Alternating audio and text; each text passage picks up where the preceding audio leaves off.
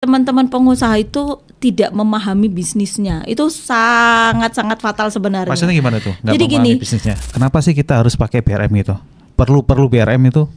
Sebenarnya poin pentingnya itu apa? Poin pentingnya itu biar kita itu punya. Jadi misalnya targetnya 1M nih, tapi cara mencapainya gimana nih gitu kan? Iya itu kan? dibedah di BRM itu ya? Betul, itu nanti akan kita bedah di target market itu akan kita bedah. Bahkan setelah BRM itu sudah, kemudian kita akan menyusun namanya bisnis. Dari teman-teman yang kemarin udah belajar BRM gitu ya, ada apa perubahan seperti apa di bisnisnya gitu Mbak? Halo, assalamualaikum warahmatullahi wabarakatuh, sahabat SBC dimanapun berada, semoga selalu dalam keadaan baik, bahagia, sehat semua dan berlimpah rezekinya, amin. Oke teman-teman, kali ini kita kedatangan tamu yang luar biasa nih, di mana beliau adalah owner dari Jendela Kreatif, beliau juga mentor BRM dan juga sebagai wakil menteri media event dan branding di SBC dengan Mbak Erlin. Halo Mbak. Halo Mas. Gimana kabarnya Mbak? Alhamdulillah, sehat-sehat alhamdulillah. Sehat ya, alhamdulillah. Lagi sibuk apa nih sekarang nih? Biasa, kita masih mengerjakan klien-klien kita di digital marketing, terus masih sibuk juga di SBC Class juga untuk di BRM-nya juga sih Mas. BRM ya, ngajar BRM ya, muter-muter ya? Iya, sana sini. Tapi seneng loh, banyak ketemu orang, banyak cerita kayak gitu, alhamdulillah. Luar biasa. Mbak, ini kan nanti kita mau tanya-tanya terkait ini metode BRM nih yang diajarkan Mbak Erlin dan Coach Ridwan juga ya tentunya. Nah sebelum itu saya mau tanya nih, kalau bisnisnya Mbak Erlin kan Jendela Kreatif ya namanya. Itu apa sih Mbak? Dalam bidang apa sih? Oke, jadi Jendela Kreatif itu kita itu sudah berdiri dari 2013 Mas. Jadi dari 2013 kita itu di bidang digital marketing. Jadi dulu itu karena awal-awal IG masuk gitu ya, sosial media, Instagram, Twitter dulu masuk itu banyak permintaan dan banyak keluhan dari beberapa klien, teman lah tadinya teman, terus kok ini ada platform baru yang itu berefek untuk penjualan, kemudian untuk profile dan lain-lain. Nah dari situ mulai saya itu bentuk tim, walaupun memang belum besar gitu kan, waktu awal-awal 2013 bentuk tim untuk gimana sih membantu para business owner ini untuk mengelola sosial medianya. Nah dari situ itu kita mulai membuat agency Mas. Jadi bidangnya apa? Kita di sosial media handling. Jadi semua sosial media klien itu kita pegang. Jadi mengelola gitu ya? Iya, mengelola. Jadi baik itu videonya, desainnya, kemudian sampai dia posting, bahkan sampai advertisernya, sampai iklannya. Iya, jadi gimana sih biar jangkauannya luas, orang bisa mengenal, sampai ke engagementnya bisa dapat, reachnya ini gitu. Dari tim kita yang ngelola. Jadi semuanya sampai benar-benar dari business owner itu tidak ini lagi Mas. Ya? Iya, udah nggak ikut campur. Iya, dari tim kita semuanya yang ngerjain itu seperti itu. Terus yang kedua sebenarnya di luar sosial media kita ada foto, video yang produk. Iya, foto video produk gitu kan. Kemudian dari website juga sebenarnya kita juga ada produk untuk pembuatan website dan advertiser. Gitu. Semakin ke sini kita ada handling untuk di e-commerce sih sebenarnya. Tapi memang ada tergantung kebutuhan dari klien. Itu kebutuhannya apa. Nah, nanti kita mengakomodir di situ.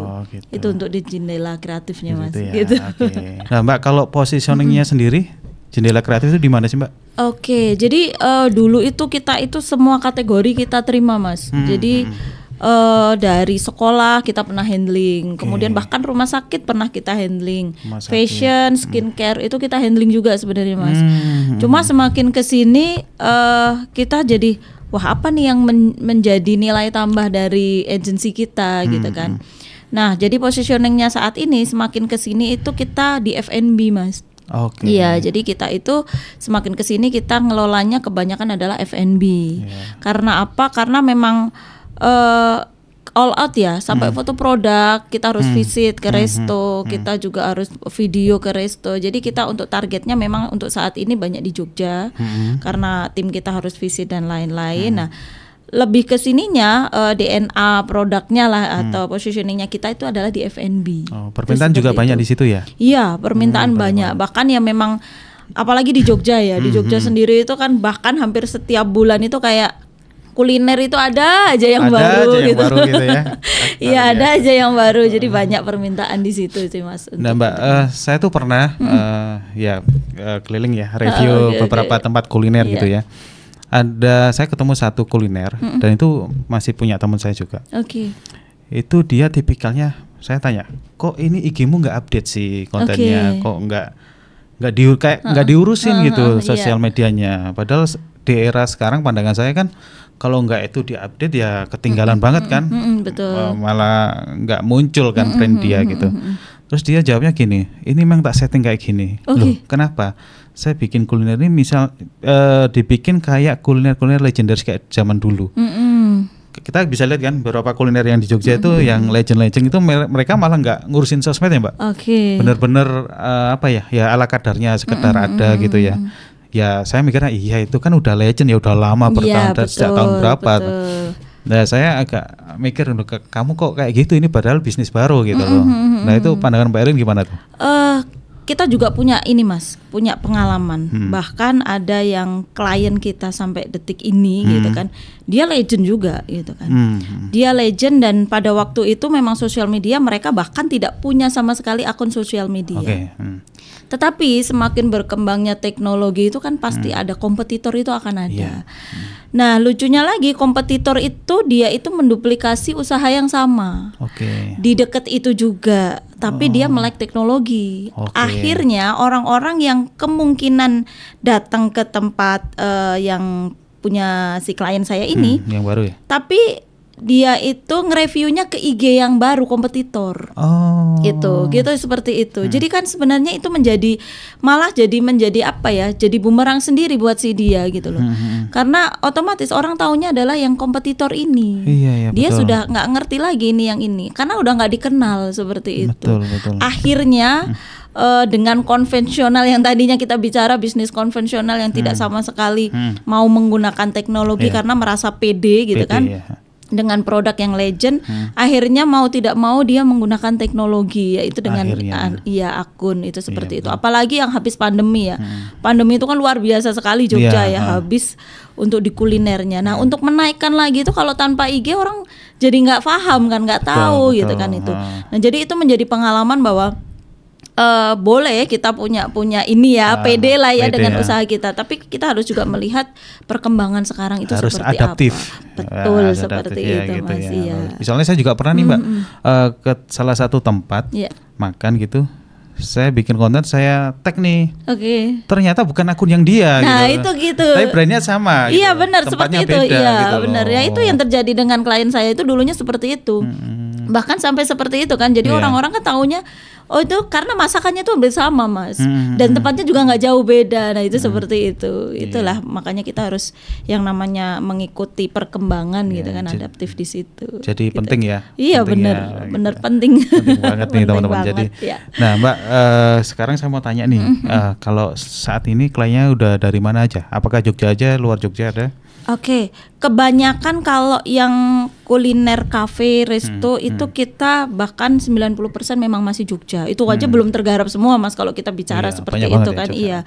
Itu. Jadi kalau di luar Jogja kebanyakan adalah foto produk. Jadi produk-produk yang bisa dikirim mereka akan kirim ke kami, kami foto, kemudian bisa kita kirimkan juga fotonya, produknya dikembalikan. Nah itu kebanyakan seperti itu. Kalau dari luar Jogja, tapi kebanyakan sih kalau untuk yang social media handling dari Jogja. Gitu ya. Jadi kayak yang luar kota biasanya kirim produknya ya Mbak ya? Iya kirim produknya. Asal produk itu bisa dikirim biasanya sih aman-aman aja. Kalau pengelolaan itu sosial media ada juga nggak yang dari luar kota? Pernah kita ada, cuma masih di area Joglo Semar aja sih Mas. Karena mungkin kos ya. Otomatis kalau misalnya di luar itu kan kos kita harus ke sana, itu seperti itu tuh nggak cucuk lah ibaratnya seperti itu. Jadi kebanyakan kalau masih di area Joglo Semar sih masih aman sih seperti itu. Nah sekarang saya mau tanya nih Mbak, buat teman-teman yang mungkin baru startup ya, bisnisnya baru mulai gitu, terus baru melek nih secara digital nih. Aku harus ngapain nih gitu? Harus ngapain nih terkait media digital ini? Media digital, oke. Jadi gini Mas, sebenarnya kan ketika kita itu sudah harus mengikuti perkembangan kayak gini, ya kita memang harus punya yang namanya lini-lini sosial media. Tapi kita juga harus sadar target market kita itu siapa, gitu. Itu hubungannya sama dengan BRM Mas, gitu iya kan. Nanti jadi kita harus tahu target market kita itu siapa. Nah itu sosial media itu terkadang juga punya target masing-masing. Misalnya kita jualannya yang target marketnya ibu-ibu. Nah biasanya penggunanya apa? Facebook. Ya kita optimalisasi Facebooknya. Nah itu. Jadi kalau menurut saya apapun usahanya, kalau kita itu memang mau berkembang, kemudian banyak diketahui orang, ya tetap harus sosial media tetap harus diaktifkan seperti itu. Sosial media sendiri juga ada targetnya Mbak ya, beda-beda ya. Betul. Facebook apa, Instagram apa, TikTok ya, apa gitu ya. Benar, karena kan penggunanya itu beda-beda. Kebanyakan anak-anak sekarang jarang sekali punya Facebook gitu, tapi punya Instagram, punya TikTok kayak gitu kan. Apalagi YouTube ya, YouTube sekarang juga udah ada short dan lain-lain. Beda lagi dengan kita bicara gennya adalah kolonial misalnya atau boomer gitu kan. TV biasanya. Jadi kan biasanya mereka itu lebih nyaman pakai Facebook. Kalau memang target marketnya itu ya optimalisasikan di Facebook kayak gitu. Tergantung dia segmennya kemana. Betul, gitu Mbak ya. Betul, ya targetnya kita kemana. Nah itu ya pokoknya yang kita harus pintar-pintar memilih sosial media sesuaikan dengan target marketnya. Nah sekarang saya mau nanya soal BRM nih Mbak. Ya. Mungkin teman-teman banyak belum tahu nih BRM ini apa gitu Mbak. Mungkin bisa dijelasin Mbak Erlin. Ya jadi BRM itu kan salah satu, BRM itu adalah Business Roadmap. Business Roadmap, ya, jadi ini punyanya Coach Ridwan Abadi dari SBC ya. Jadi teman-teman udah tahu. Jadi BRM itu sebenarnya adalah peta, pemetaan. Jadi setiap bisnis itu butuh peta. Sama halnya ketika kita itu mau pergi, kita butuh tujuan kan gitu. Kita mau kemana? Iya, mau kemana gitu kan. Kita butuh peta, mau lewat mana, mau bagaimana. Walaupun tujuannya sama, tetap ada yang harus dilalui kan gitu. Nah sama, sebenarnya BRM itu adalah peta bisnis. Di dalamnya itu ada target yang akan kita capai itu apa. Kemudian target marketnya siapa. Sebenarnya yang kita jual itu produknya itu siapa sih yang butuh dengan produk kita. Itu kita gali di dalam BRM. Bahkan sampai ada kolom promosi gitu kan. Terkadang itu business owner itu saking banyaknya yang dipikirkan nih Mas gitu kan. Superman gitu kan. Jadi pasti ada yang kelewat gitu. Kalau kita itu nggak punya kayak mapping, kayak peta seperti itu tuh pasti ada yang kelewat. Dia akan fokus di produksi aja, oh ternyata promosinya tertinggal kan gitu. Padahal kan kalau kita punya produk harus promosi dong. Bagaimana sih orang mau tahu produk kita? Distribusinya itu kita harus pahami produk kita itu bagaimana distribusinya gitu kan. Bahkan even ketika kita itu punya sebuah target itu kita juga harus sadari pilar-pilar yang kita jual itu sebenarnya bisa nggak sih menuju ke target itu kan gitu. Jadi semua kan harus dibedah gitu. Di dalam BRM itu kita akan bisa membedah targetnya kita itu apa, tujuannya itu apa, kemudian promosi yang kita gunakan apa, bahkan sumber daya yang kita butuhkan itu siapa, cost, kemudian pendapatan kita apa, itu bisa kita petakan di dalam situ. Nah itu akan mempermudah sebenarnya ke business owner untuk menjalankan bisnisnya gitu, seperti itu. Jadi banyak sekali saya itu ngisi beberapa kelas nemuin kelas gitu banyak sekali. Setelah itu baru oh iya ya ini saya belum melakukan ini loh Mbak gitu kan. Nah itu Bu, kadang itu kita itu sudah banyak berpikir di satu hal produksi, marketingnya nggak terpikirkan. Nah itu jadi ada keterkaitan sih sebenarnya antara bagaimana kita itu mengembangkan bisnis dengan adanya BRM. Nah itu penting sekali kalau menurut saya, kita harus tahu, paham peta bisnis kita. Itu seperti kalau itu. Esensinya Mbak, kenapa sih kita harus pakai BRM itu? Perlu BRM itu? Sebenarnya poin pentingnya itu apa? Poin pentingnya itu biar kita itu punya plan Mas. Gitu. Kalau kita itu sudah punya target, tapi kita tidak punya plan bisnis, itu ya ibaratnya itu kita pengen aja ke sana, tapi nggak ngerti mau lewat mana gitu kan. Asal jalan aja. Asal jalan aja, nggak tahu ini benar salah atau enggaknya kan gitu.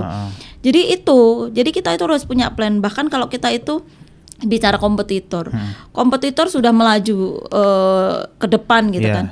Kalau kita nggak punya strategi bisnis, plan bisnis ya kita bagaimana kita juga akan bisa menuju ke situ. Nah itu seperti itu. Jadi penting sekali kalau menurut saya itu paham tentang bisnis plan melalui BRM ini. Nah kalau gitu. metode BRM ini itu untuk bisnis jenis apa Mbak? Apa semua bisa diaplikasikan? Semua Mas, semua bisa diaplikasikan karena di mana butuh ada target, di mana butuh target market, di mana butuh promosi kan semua usaha itu sebenarnya kan intinya seperti itu ya.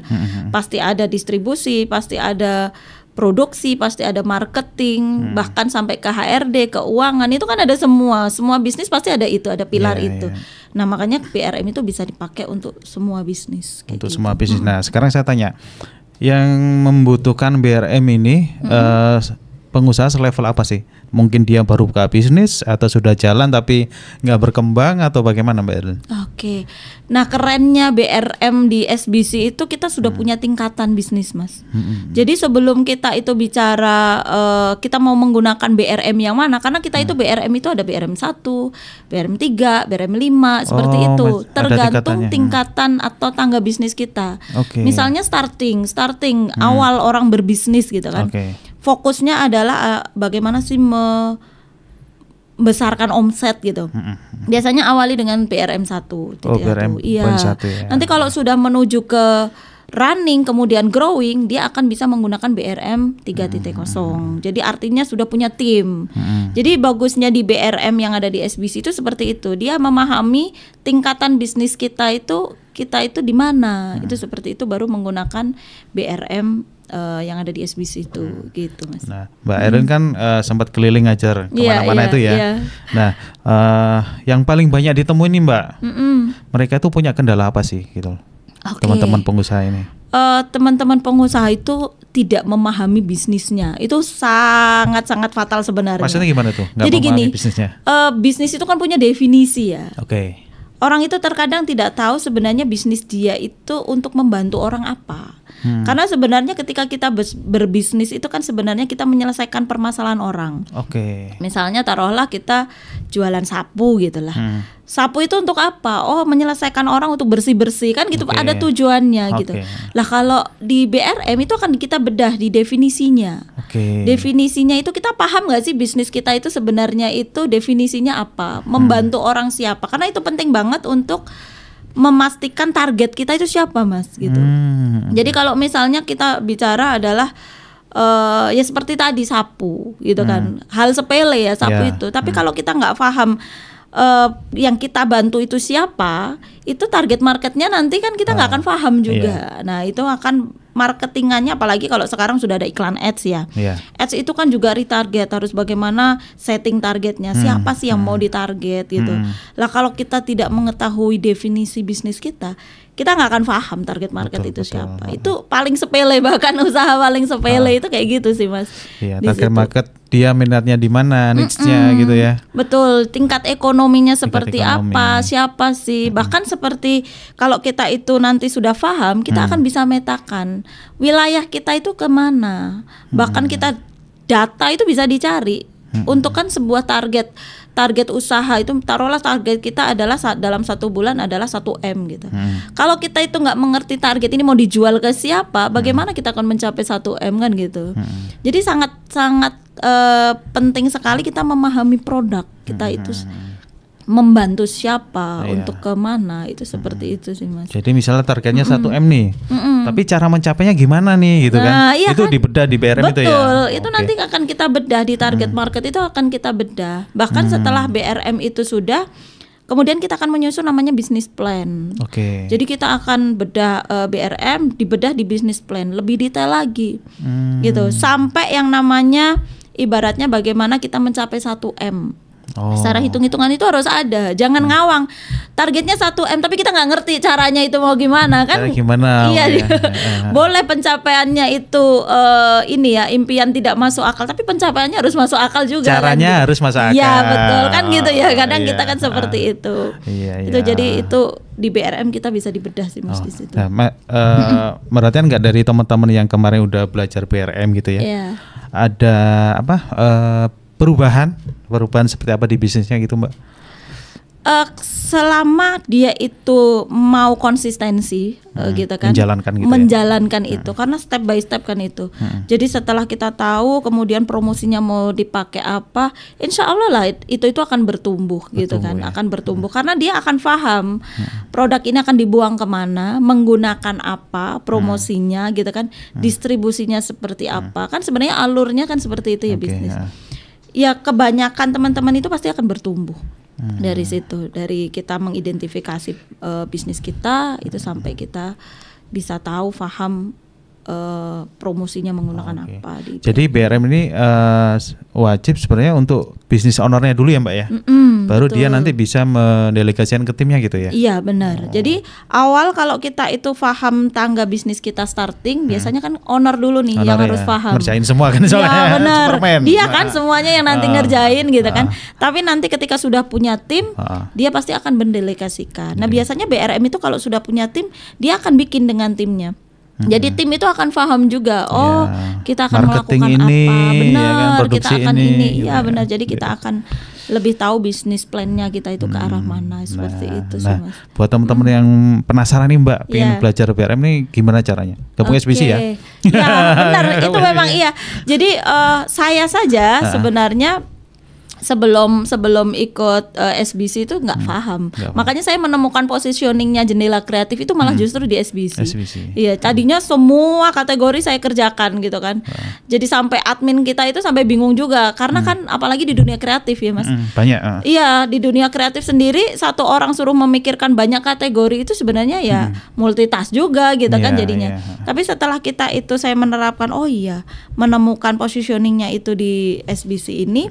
Kita kita mantap aja pokoknya adalah di F&B. Alhamdulillah 90 bahkan 100% klien kita itu sekarang adalah kuliner semuanya. Gitu. Itu di situ. Nah, kalau untuk gabungnya SBC itu kita bisa masuk ke SBC lewat portal ya kan, lewat portal websitenya, ya kan, lewat websitenya. Kemudian apalagi sekarang itu kan lagi banyak SBC kelas, jadi bisa datang dan ikut KPB. KPB itu apa? Kelompok pendampingan bisnis sih Mas.